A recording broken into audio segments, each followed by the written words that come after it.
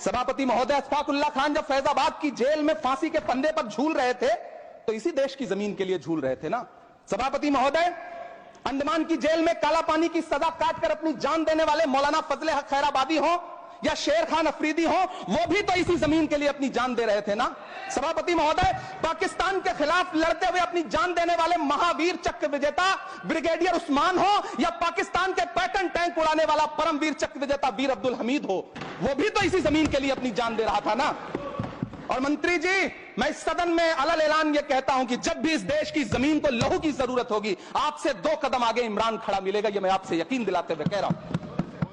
नीतीश कुमार जी हो, चंद्रबाबू नायडू जी हो, चिराग पासवान जी हो, जयंत चौधरी जी हो, देवे गौड़ा जी हो, जीतन राम मांझी जी हो, सबको समझना पड़ेगा कि जब जंगल में आग लगती है तो न वो बरगद बचते हैं जो हवा को आंधी में तब्दील करते हैं, न वो बांस बचते हैं जो आपसी रगड़ से चिंगारी पैदा करते हैं। धन्यवाद सभापति महोदय। हम ही को कातिल कहेगी दुनिया, हमारा ही कत्लेआम होगा।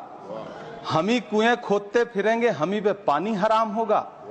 सभापति महोदय, सन 1947 में दिल्ली की जामा मस्जिद की तारीखी सीढ़ियों पर खड़े होकर के भारत रत्न मौलाना अबुल कलाम आजाद साहब ने कहा था कि मुसलमानों कहां जा रहे हो, यह है तुम्हारा मुल्क, यहां तुम्हारे आबाओ अजदाद की कब्रें हैं।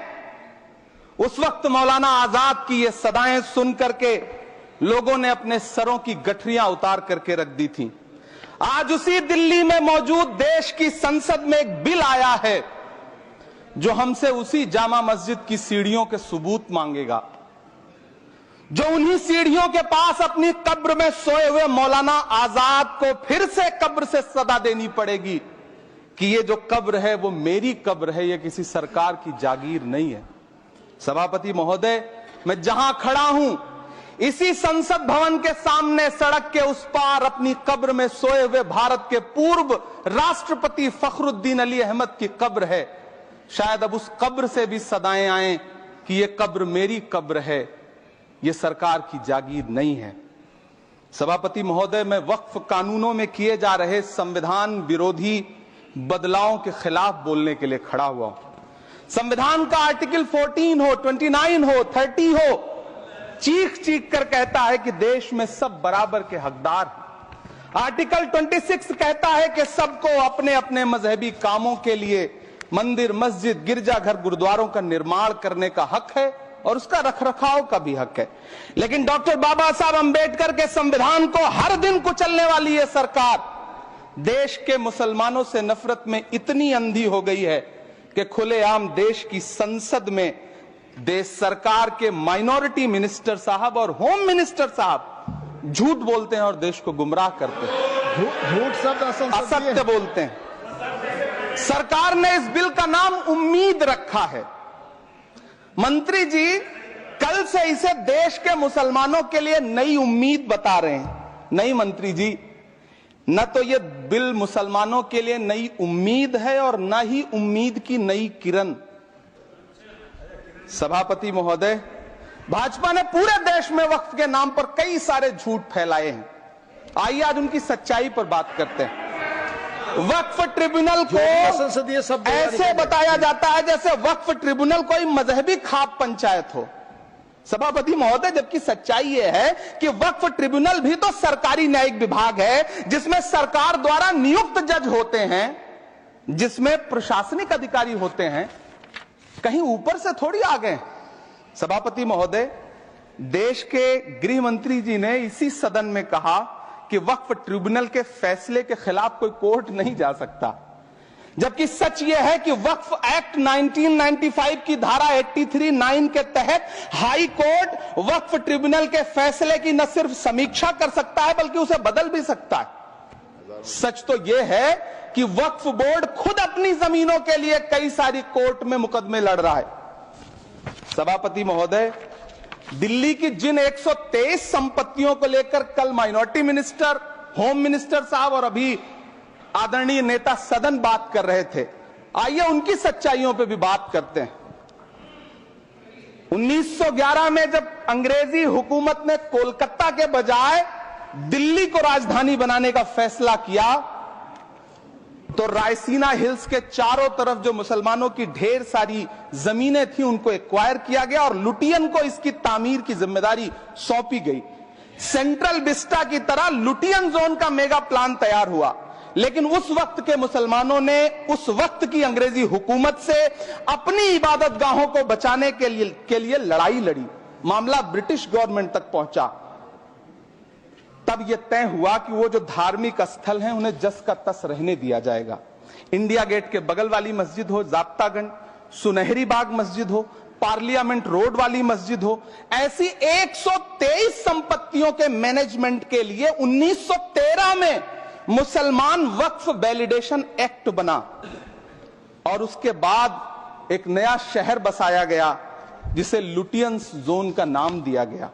फिर 1943-45 के बीच एक और समझौता हुआ आजादी से पहले, उसके तहत काफी सारी वक्फ जायदादों को सुन्नी मजलिस औकाफ बनाकर उसके अंडर किया गया ताकि उसकी देखरेख की जा सके।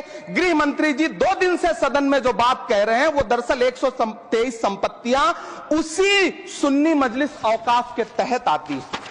सभापति महोदय, आजाद भारत आजाद हुआ। आजादी के बाद भारत में 1954 में वक्फ एक्ट लागू हुआ, जिसकी धारा 9 के तहत 1964 में केंद्रीय वक्फ काउंसिल का गठन हुआ। दिल्ली की वही 123 प्रॉपर्टीज को 1970 में सर्वे गजट करके गजट नोटिफाई किया गया। इसके निपटारे के लिए पूर्व प्रधानमंत्री इंदिरा जी के द्वारा 1974 में एक बर्नी कमेटी बनाई गई। बर्नी कमेटी ने 1976 में इन 123 संपत्तियों को दिल्ली वक्फ बोर्ड की संपत्ति होने की रिपोर्ट सौंपी। उस रिपोर्ट के आधार पर 1984 में कांग्रेस सरकार ने उन 123 प्रॉपर्टीज को दिल्ली वक्फ बोर्ड को सौंपने का फैसला किया, जिसके खिलाफ विश्व हिंदू परिषद कोर्ट गई। मामला 2011 तक पेंडिंग रहा। फिर 2011 में कोर्ट ने सरकार को आदेशित किया कि इसका निपटारा करो। तब 2013 में तत्कालीन यूपीए सरकार ने दिल्ली की उन्हीं 123 जायदादों को बर्नी कमेटी की सिफारिशों के मुताबिक वक्फ बोर्ड के हवाले किया।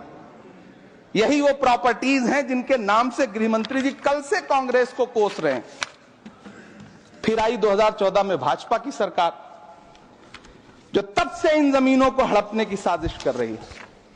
जिस बिल को मुसलमानों के हुकूक की हिफाजत करने वाला बिल बताया जा रहा है, उसी को पेश करने के लिए और उस पर बात करने के लिए लोकसभा में भाजपा सरकार के पास एक भी मुस्लिम सांसद नहीं है। जिस वक्त, मैं लोकसभा कह रहा हूं, सुना करिए, जिस वक्फ बिल को मुस्लिम महिलाओं को हक दिलाने वाला बताया जा रहा है, उसे संसद में पेश करने वाली पार्टी के पास न तो राज्यसभा में, न लोकसभा में, न देश की किसी विधानसभा में एक भी मुस्लिम महिला सदस्य नहीं। कल किरण रिजिजू जी कह रहे थे कि रेलवे की जमीनें देश की जमीनें हैं, डिफेंस की जमीनें देश की जमीनें हैं। हां मंत्री जी, हैं, बिल्कुल हैं। ये जो वक्फ की जमीनें हैं, ये हमारे पुरखों ने धार्मिक कामों के लिए डोनेट किया है, तो हम भी तो इसी देश के नागरिक हैं, हम भी तो इसी देश के बेटे हैं, तो वक्फ की जमीनें भी तो इसी देश की जमीनें हैं। उनको पराया क्यों बोलते हैं आप? सभापति महोदय, अशफाकुल्लाह खान जब फैजाबाद की जेल में फांसी के फंदे पर झूल रहे थे, तो इसी देश की जमीन के लिए झूल रहे थे ना। सभापति महोदय, अंडमान की जेल में काला पानी की सजा काटकर अपनी जान देने वाले मौलाना फजले हक खैराबादी हो या शेर खान अफरीदी हो, वो भी तो इसी जमीन के लिए अपनी जान दे रहे थे ना। सभापति महोदय, पाकिस्तान के खिलाफ लड़ते हुए अपनी जान देने वाले महावीर चक्र विजेता ब्रिगेडियर उस्मान हो या पाकिस्तान के पैटर्न टैंक उड़ाने वाला परमवीर चक्र विजेता वीर अब्दुल हमीद हो, वो भी तो इसी जमीन के लिए अपनी जान दे रहा था ना। और मंत्री जी, मैं इस सदन में अलल ऐलान ये कहता हूं कि जब भी इस देश की जमीन को लहू की जरूरत होगी, आपसे 2 कदम आगे इमरान खड़ा मिलेगा, ये मैं आपसे यकीन दिलाते हुए कह रहा हूं। सभापति महोदय, मैं सरकार से कहना चाहता हूं, हमसे हमारी इबादत गाहें तो मत छीनिए ना, हमारे घरों पे बुलडोजर तो मत चलाइए ना, हमारी कब्रों में तो हमें सुकून से सोने दीजिए ना। सभापति महोदय, माइनॉरिटी मिनिस्ट्री का बजट कट करके मुस्लिम बच्चों की स्कॉलरशिप बंद करके अब सरकार कह रही है कि हम वक्फ की आमदनी से गरीब मुसलमानों का भला करेंगे। गुजरात की बेटी बिल्किस के बलात्कारियों की रिहाई के बाद उन्हें माला पहनाने वाली लोगों के नेता ये कह रहे हैं कि यह बिल मुस्लिम महिलाओं को उनका हक दिलाएगा। धन्यवाद मोदी जी, क्या बढ़िया सौगातें मोदी दे रहे हैं आप। पहले हमें गुजराते मोदी दिया, आप सौगाते मोदी दे रहे हैं। लेकिन यह सरकार इतना याद रखे कि इसी ठसक के साथ देश की संसद में सीए का कानून भी लाया गया था और कहा गया था बड़े बड़े भाषण देकर के कि पड़ोसी देशों से हिंदू भाइयों को ला करके यहां नागरिकता दी जाएगी। लेकिन मैं आपके संज्ञान में लाता हूं सर कि पिछले इतने दिनों में इनसे नागरिकता लेने के लिए 2000 व्यक्ति भी नहीं आए, जबकि इसके उलट इन्हीं की सरकार में पिछले 10 साल में 15 लाख से ज्यादा भारतीयों ने भारत की नागरिकता छोड़ करके दूसरे देश में जाकर के बस गए। यह हुआ उस कानून का अंजाम। सभापति महोदय, इसी तरह की जिद के साथ किसानों के खिलाफ भी कानून लाए गए थे। जिस तरह आज वक्फ के फायदे गिनाए जा रहे हैं, उसी तरह से किसानों को भी कृषि कानूनों के फायदे गिनाए गए थे। लेकिन अंजाम क्या हुआ? 700 किसानों की शहादत लेने के बाद सरकार को अन्नदाता किसानों के सामने घुटने टेकने पड़े और कृषि कानून वापस लेने पड़े। जिल्ले इलाही, जमहूरियत जो है वो नफरत और ठसक से नहीं चलती है, अकड़ से नहीं चलती है, उसमें सबकी हिस्सेदारी जरूरी है। कल देश के माइनॉरिटी मिनिस्टर ने लोकसभा में खड़े होकर एक शेर सुनाया था कि मुझसे कोई बदगुमान न हो, तो मैं उन्हें एक शेर सुनाना चाहता हूं कि मैं आज जद पे हूं तो इतना खुशगुमान न हो, मैं आज जद पे हूं तो इतना खुशगुमान न हो, चराग सबके बुझेंगे हवा किसी की नहीं।